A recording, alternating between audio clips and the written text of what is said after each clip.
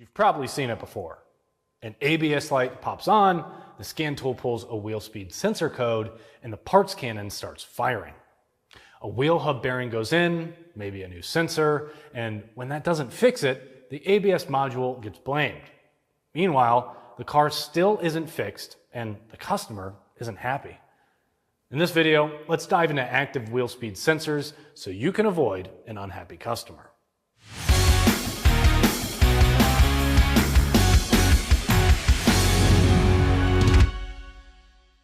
Active wheel speed sensors are one of the foundation pieces of ABS, stability control, and ADAS systems, but they're also really misunderstood.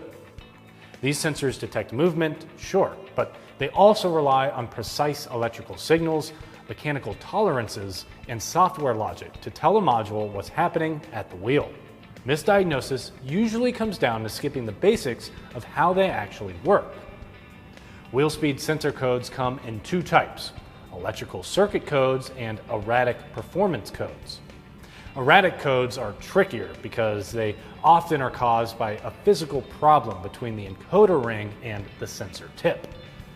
Issues like bearing play, excessive air gaps, or even corrosion on the tone ring can all trigger dropouts that the ABS module can't recognize.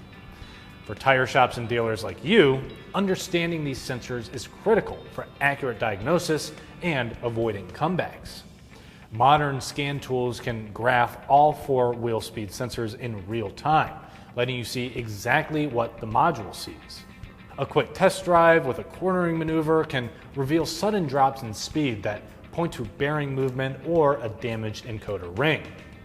On the lift, spinning a wheel while monitoring voltage or using a scope can expose air gap issues or wiring faults before even a single part is ordered. The bottom line: start with the fundamentals. Inspect wiring, verify resistance and bias voltage, and use scan tool or scope data to confirm the signal. When in doubt, compare it to the opposite wheel on the same axle. Understanding how active wheel speed sensors work doesn't just prevent misdiagnosis. It protects your reputation and will only serve to build customer trust. For more tire and service videos, don't forget to follow us on Instagram, Facebook, and YouTube. I'm Christian Hinton, coming to you from the Tire Review Continental Tire Garage studio at Babcox Media. Thanks for watching.